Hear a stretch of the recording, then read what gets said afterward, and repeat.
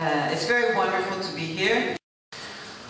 For me, the question of boycott is not only a theoretical question. It comes from a personal experience being in Palestine. Every year from 1998 to the present, more or less every year. I want to tell you that I have been a rabbi for 41 years. This is my 41st year as a rabbi. And all of these years I have served the Jewish community. For me, I stand in two worlds. One world is the world of the Jewish community, and the other is standing in the community of those who struggle for human rights. I grew up with boycott as a very honored method of resistance in a country where segregation was legal. And I saw with my own eyes what racism looks like. I grew up with it. I grew up with bathrooms that were only for white people and bathrooms that were for black people. I grew up where there were neighborhoods for black people and neighborhoods for white people. And the rabbis of my youth, the rabbis who taught me how to be Jewish, taught me that because of what happened to us in the Holocaust, we had to stand up for anyone's human rights that were being violated. Wherever human rights are violated, we had to stand up and say this is wrong. I learned how to struggle against injustice from the African American community and from the Jewish community. And part of that struggle, the tactic of that struggle, was boycott. Is especially relevant to this case here in France. The farm workers asked Americans not to buy grapes. And at the time, the American Jewish community supported that. So it wasn't a big leap for me when in 2004, the International Court of Justice declared the wall to be illegal, the separation wall to be illegal. And the Palestinian community, over 181 organizations, asked the international community to take on boycott, divestment, and sanctions. It wasn't a big leap for me to say, I agree. And I was the first rabbi, I think, in the world, but maybe just in America, I don't know, to say, I support BDS. Because I have seen the occupation with my own eyes. And I have seen the destruction of farmland. I have seen the uprooting of olive trees. I have seen the cutting of grapevines, Palestinian grapevines. I've stood before many, many checkpoints. I've seen the Jewish-only roads. Many of my Palestinian friends have been tortured. And many Israelis I know have told me about others who have tortured. I have seen the destruction of homes. I have been present in the use of tear gas. And I have seen the trauma of Palestinian society that began in 1948 and has continued to this day over all these generations. And I have been a witness to that trauma by supporting my friends in Gaza who have told me what Operation Cast Lead was about. Because there are 5 different categories of status for Palestinians living in the Holy Land, in Greater Israel. Nobody has national rights. Some people have citizen rights, but the majority of Palestinians have no national and no civil rights. And they are all subject to Israeli military rule, which means that Israel can destroy homes, destroy trees, and take over land without any consequence at all.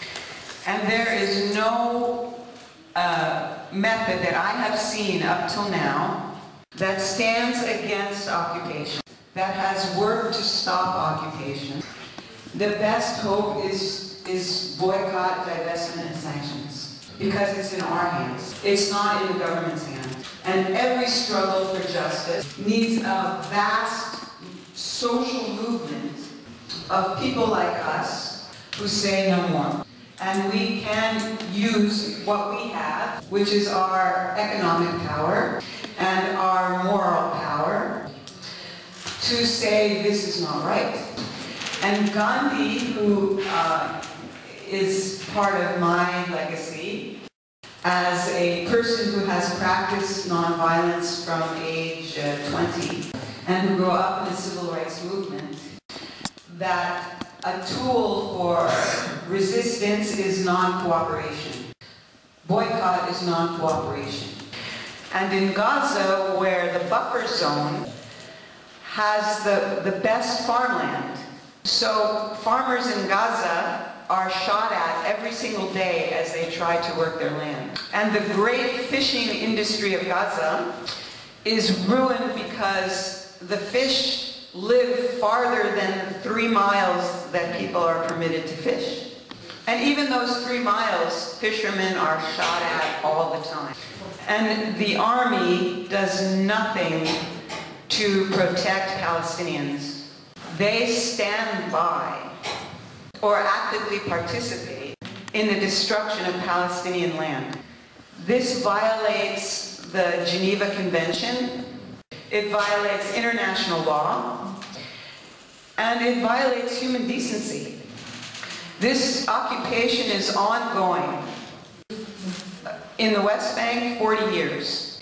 In Gaza, for 40 years. This occupation is destroying the whole region.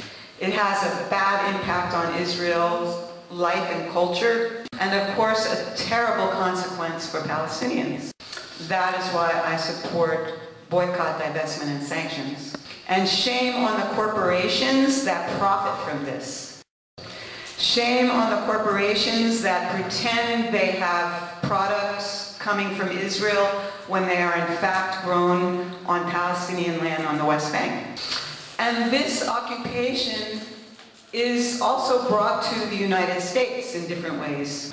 That's another long story. But the mass incarceration and militarization of society all over the world is part of this occupation. Israel is the 4th largest purveyor of weapons in the world. And they say in their advertisements, our methods are battle tested. And who are they tested on? They're tested on Palestinians. This is a crime. And as a Jewish woman, I must protest. I'm obligated to protest by my own tradition. It was written 2,000 years ago. If you see crimes committed by your household and you say nothing, you are guilty for those crimes. If you see crimes committed by your city and you say nothing, you are guilty of those crimes. If you see crimes committed throughout the whole world and you say nothing, you are accountable for those crimes. This is in the Jerusalem Talmud, and it continues. How long do you have to protest until the balance of justice is made right?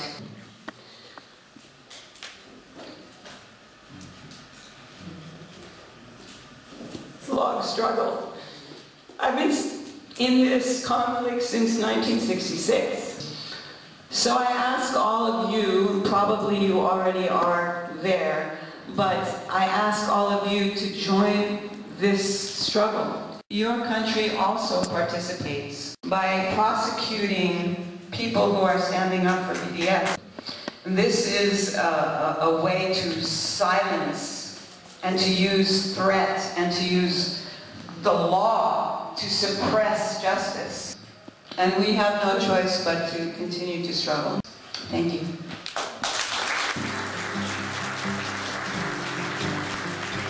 We are not afraid. We are not afraid. afraid.